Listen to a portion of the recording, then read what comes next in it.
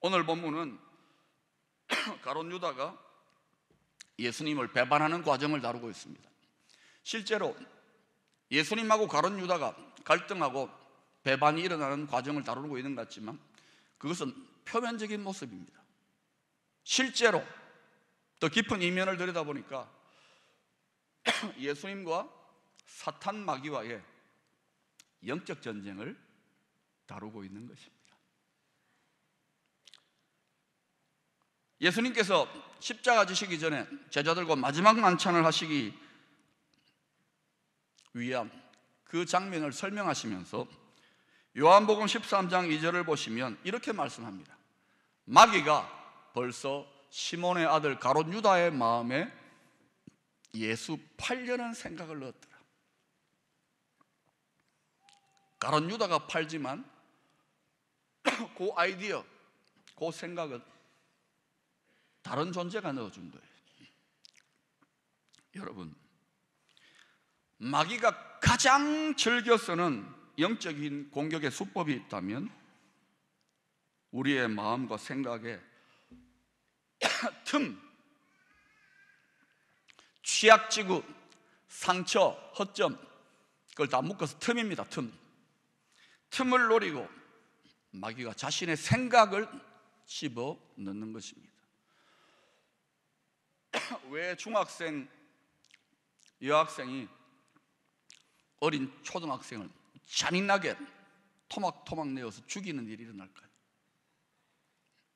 왜 엄마와 자식이 보험금 타려고 아버지를 죽이는 일들이 일어날까요? 그 외에도 신문 뉴스를 보면 점점 더 엽기적인 일들이 많이 일어나고 있습니다. 사람이 짐승이 되는 것을 넘어서서 마귀화되어 가고 있습니다. 사람이 하고 있지만 이건 누구의 아이디어, 누구의 생각일까요? 역사상 얼마나 많은 사람들, 심지어 열심으로 믿는 성도들이라 할지라도 분별력을 잃고 말씀으로 무장되어 있지 않고 그저 왔다 갔다 종교인으로 살아가는 분들, 미혹을 당하여 죄송하지만 멸망길로 나아간 사람들이 많습니다. 그러므로 우리는 언제나 하나님께 사랑의 마음을 다함으로 우리의 마음을 지킬 수 있어야 되겠습니다. 한순간도 틈이나 허점을 보여주면 안 됩니다. 또 요한복음 13장 27절을 보면 가룟 유다가 예수님이 주시는 떡 조각을 받자마자 사탄이 가룟 유다 안에 들어갔다고 말씀합니다. 여러분 읽어보십시다. 시작.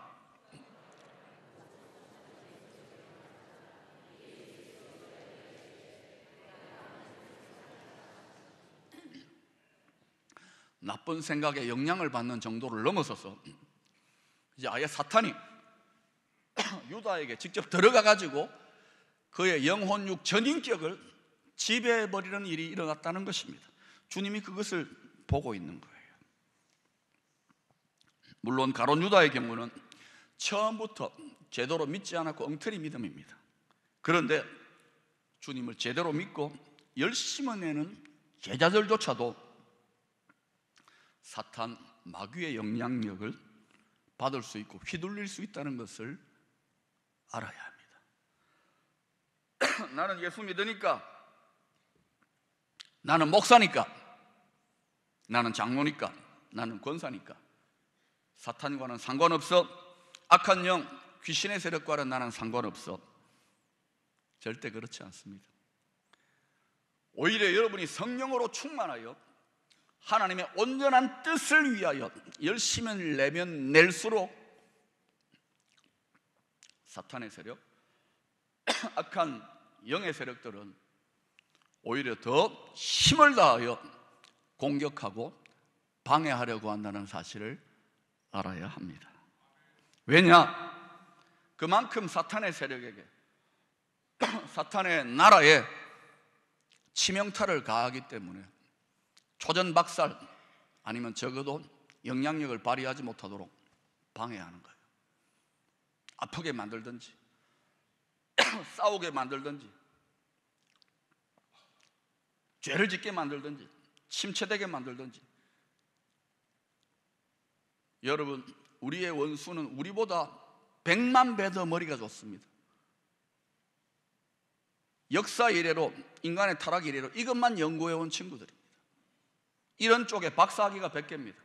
우리의 힘과 능력으로는 절대로 이길 수 없습니다. 목사님, 저는 전혀 그런 영적인 공격과 방해를 받지 않는데요. 생글생글 웃으면서 여러분이 저한테 그런 말씀을 하신다.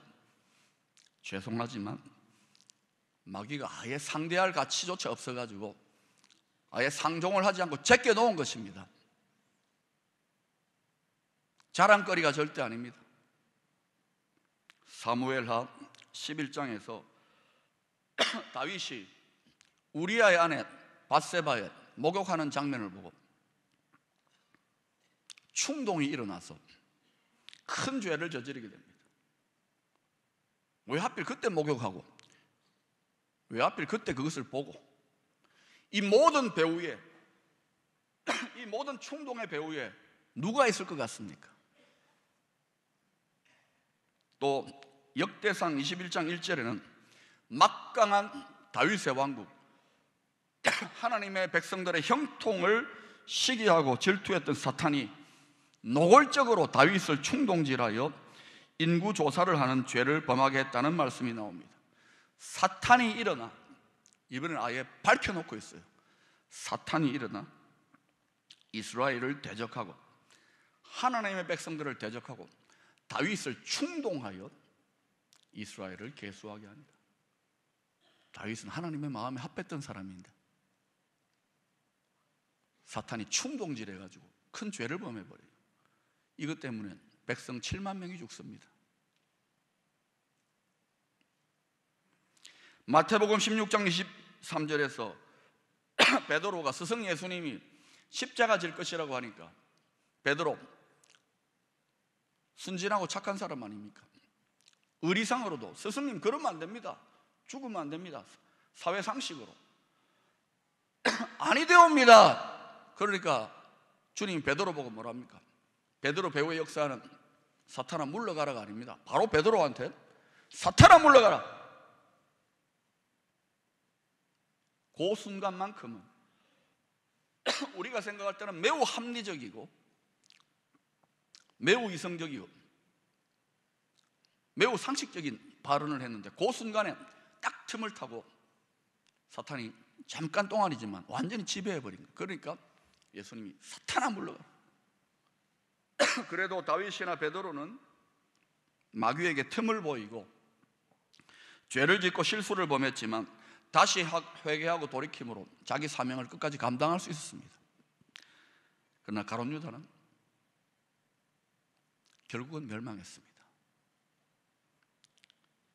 이스라엘의 초대왕 사울 같은 사람, 막중한 사명을 맡아가지고 하나님의 백성들의 왕의 사명을 맡았습니다. 처음에는 겸손하게 잘 출발했습니다. 그런데 얼마 지나지 않아서 그의 틈, 그의 허물, 그의 약점 사단이 딱 노리고 있다가 그것을 집중 공격하는 거예요. 그래서 사무엘 상을 보니까 여호와께서 부리신 악신, 바로 사탄의 세력, 귀신의 세력들에게 완전히 농락을 당해서 비참하게 멸망을 당하고 맙니다. 사울 왕이나 가룟 유다나 처음에는 그저 사탄의 생각에 약간 마음을 빼앗기고 생각을 빼앗기는 정도였겠죠.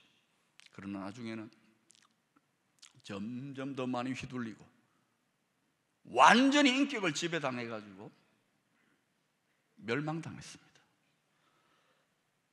사랑하는 여러분,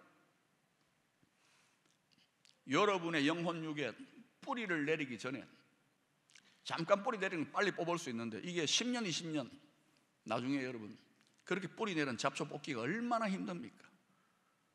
그런 영향력들이 일어나면 초전에 끝내야 돼요. 초전에.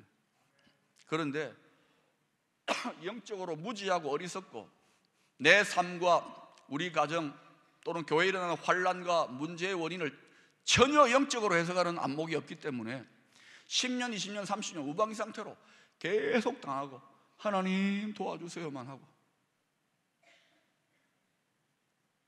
이제는 영적인 지식을 가져야 되고 실제 영적 싸움에서 이기는 핵심 원리, 노하우를 터득해야 될 때입니다. 사랑하는 여러분, 하나님의 마음에 합했다는 다윗도 수제자 베드로도 방심하고 틈을 내어주니까 바로 사탄의 영적인 공격을 받습니다. 그렇다면 하물며 저와 여러분은 어떻겠습니까? 그래서 목사님, 제가 성령 충만하고 하나님의 온전한 뜻을 위해 살지 않는 것입니다. 또 넘어질 걸 알기 때문에. 참 지혜로워요, 그분은. 여러분, 전혀 걱정할 필요가 없습니다. 늘 우리 마음이 하나님을 향하여 마음을 다하여 생명을 다하여 사랑하는 마음으로 충만하여지면 성령으로 말미암아 하나님의 영으로 우리 마음이 가득 차게 되면 절대로 넘어지지 않습니다. 승리하게 됩니다.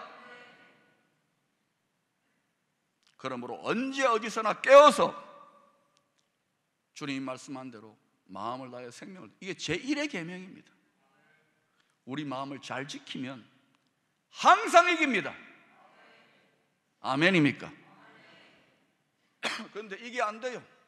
그러니까 조금 담대하게 하나님의 일을, 큰 일을 벌여놓고 그 다음에 이 충만을 빼앗겨버리고 이 마음을 빼앗겨버리니까 당장에 죽을 것 같고 미칠 것 같고 그런 일들이 일어난다고요. 큰 일을 벌였습니까? 그러면은 언제나 깨어서 한순간도 방심하지 말고 마음을 다하여 하나님의 충만, 사랑의 충만, 지혜의 충만 속에 들어가 있으면 절대로 빼앗기지 않습니다. 할렐루야! 너무 어렵게 만들어 놓았어요. 예수님의 승리의 원리는 간단합니다. 온갖 걸 다 배워놓았는데 실제로 보면 판판이 지는 거예요. 세상을 이긴 믿음은 이것이니, 예수 그리스도를 믿는 믿음이 세상을 이긴다 그랬어요. 할렐루야! 그런데 여기에서 우리는 이런 질문을 해볼 수 있습니다. 왜 하필이면 12명의 제자들 중에서 가룟 유다냐 이거예요. 왜 가룟 유다가 사단의 최종적인 선택을 받았느냐 이거예요. 사복음서를 자세히 읽어보면 가룟 유다만이 아니라 12제자들 모두가 다 예외 없이 예수님을 부인하고 배반했습니다. 십자가에 달리는데 몽땅 다 도망갔습니다. 한 명도 예외 없이. 12제자들 전부 다 배신자들입니다. 뿐만 아니라 베드로만이 아니라 12제자들 모두가 다 사탄의 영향력과 잔꾀에 적어도 한 번 이상은 농락당했다는 것을 추측해 볼 수가 있는 것입니다. 그런데 왜 하필 가룟 유다가 27절에 나타나듯이 자기 마음의 대문을 활짝 열고 사탄을 열렬히 환영하며 받아들임으로 비참한 멸망길로 나아갔느냐 하는 것입니다. 여기에 대한 일반적이고도 고전적인 해석은 가룟 유다가 돈에 대한 욕심, 집착이 너무 강해서 은 30세겔에 예수님을 대제사장들에게 팔아 넘겼다, 이렇게 해석합니다. 물론 전혀 틀린 건 아닙니다. 그러니까 여러분 깊이 생각하셔야 됩니다. 은 30세겔은 구약 성경을 살펴보면 노예들, 괜찮은 노예 몸값입니다. 그렇게 많은 금액이 아니라는 거예요. 만약 돈이 유다의 1차적인 목적이었다 그러면 은 30세겔만 받아가 되겠습니까? 가룟 유다가 머리가 비상한데 돈을 다루는 사람인데 최소한 은 3,000세겔, 아니 3만 세겔, 아니 30만 세겔을 불러도 제사장들이 지금 돈을 낼 판이고 거래가 성사될 판인데, 그런데 30세겔, 이때 우리가 수식어를 붙입니다. 뭐를 수식어로 붙입니까? 꼴랑 30세겔. 이것은 여러분 자기 스승에 대한 일종의 경멸, 실망, 분노의 표현이라고 할 수 있는 것입니다.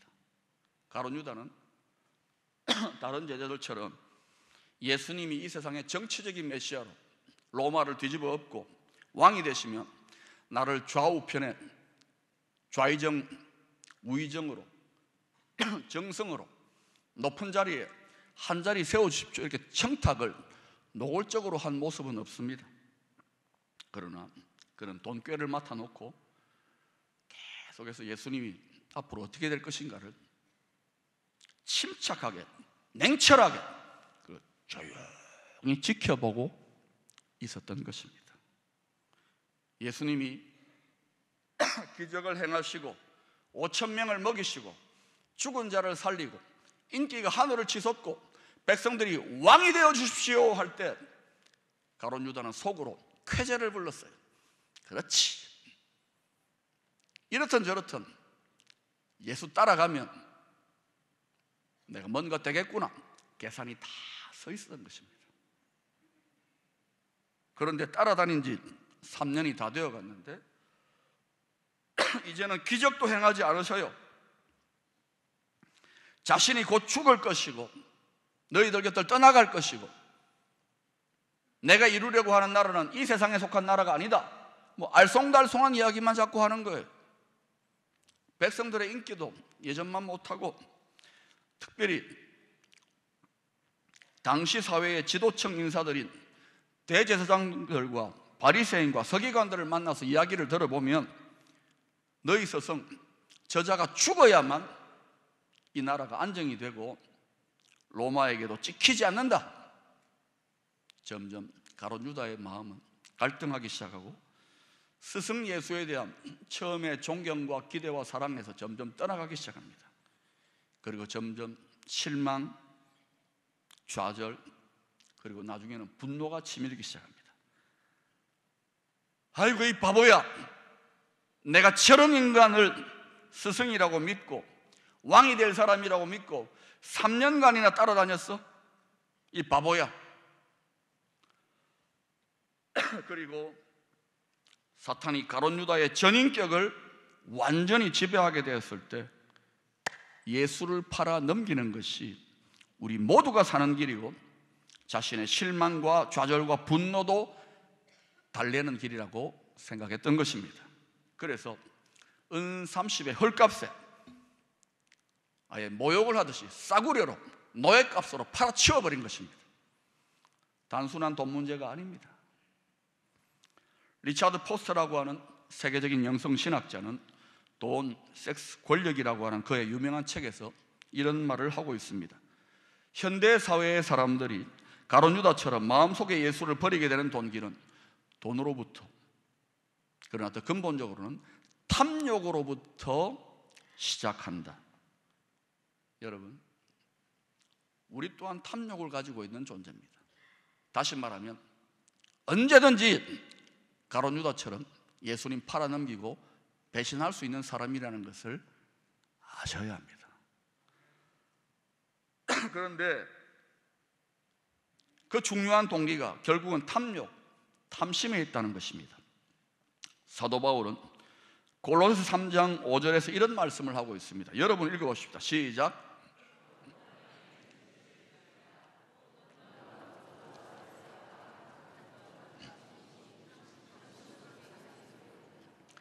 그냥 죽이라고 합니다.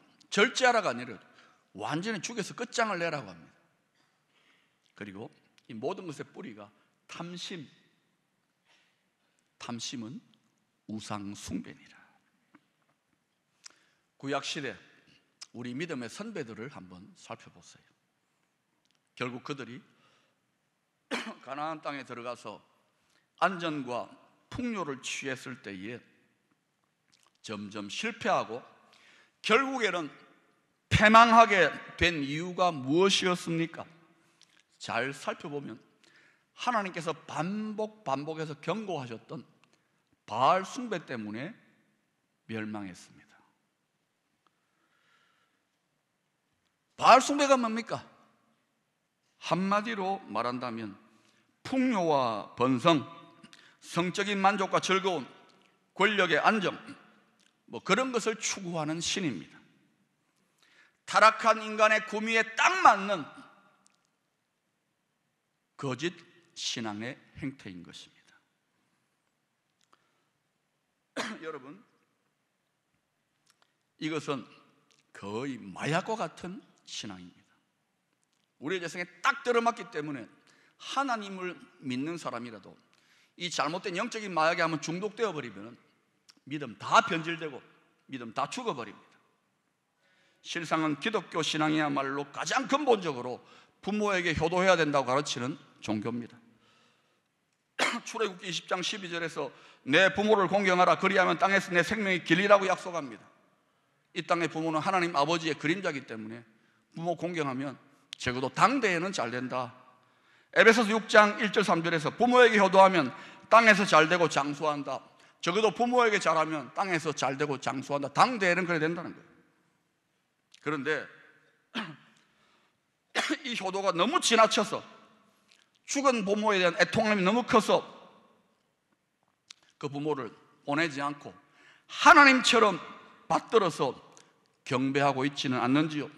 죽은 부모가, 죽은 조상님들이 조상신이 되어서 우리를 돕고 돌보아 줄 것이라고 그렇게 경배드리고 있지는 않습니까? 그런 가르침을 우리 민족이 500년 이상 받아들였습니다. 그래서 이 나라가 얼마나 복을 받았고 그 후손들이 얼마나 복을 받았습니까? 본질상 효도는 살아있는 부모와 조상들에게 하는 것입니다. 죽은 부모, 죽은 조상님들 잘 모시면 그들이 우리를 보호해 주시고 축복해 주실 것이다. 이 생각과 마음에 대해서 여러분 성경 말씀을 깊이 들여다보시면서 한번 고민 좀 해보세요. 과연 이것이 누구의 아이디어일까? 그렇게 해서 그 결과 그토록 원하던 가문의 영원한 영광, 영원한 평화와 은혜와 축복이 임하던가요? 사랑하는 여러분, 효도는 본질적으로 부모님 살아계실 때 하는 것입니다. 여러분 지금 살아계시는 부모님들, 그리고 집안 어른들, 그리고 교회 어른들에게 잘 하십시오. 마음을 다해 효도하시고 공경하십시오. 그러면 잘 됩니다. 그러나 진정한, 영원한 효도의 대상은 영원토록 살아계시는 하나님 아버지, 하나님 아버지 한 분뿐이라는 것을 잊지 마세요. 여러분이 하나님 아버지께 진정한 효도를 다하는 그런 가문으로 세워지게 될 때 그 가문은 하나님의 약속대로, 하나님의 약속입니다. 그저 당대만이 아니라 하나님의 약속대로 천대까지 영원토록 하나님의 은혜와 축복과 영광이 끊어지지 아니하는 영광스러운 가문이 된다는 사실을 믿으시기를 바랍니다. 오직 하나님의 말씀만이 진리입니다. 하나님의 말씀 속에서 이 시대의 생존 배낭을 발견하십시오. 그리고 그 진리의 말씀 속에서 여러분의 가문이 영원한 영광의 축복으로 나아갈 수 있는 그 길을 붙들고 말씀대로 실천하고 순종할 수 있기를 축원합니다.